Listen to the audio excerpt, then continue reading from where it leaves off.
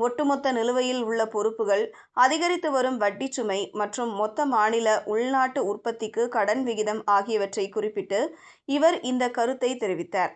சக்கரவர்த்தியின் கருத்துகள் குறித்து பொது விவாதத்தில் ஈடுபட திமுக மறுத்துவிட்டது.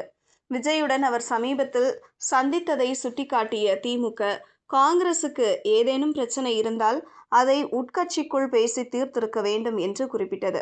முன்னாள் நிதியமைச்சரும் மூத்த காங்கிரஸ் தலைவருமான ப. சிதம்பரம், திமுக தலைமையிலான கூட்டணிக்கு காங்கிரசின் உறுதிப்பாட்டை பொதுவெளியில் மீண்டும் உறுதிப்படுத்தினார். ஆனால் அக்கட்சியின் மக்களவை கொறடாவான மாணிக்கம் தாக்கூர், எந்த கட்சியாலும் திமுக உட்பட தனி பெரும்பான்மை பெற முடியாது என்பதால் ஆட்சி அதிகாரத்தில் அதிக பங்கு வேண்டும் என்ற தனது கோரிக்கை நியாயமானது என்று திங்கட்கிழமை தெரிவித்தார்.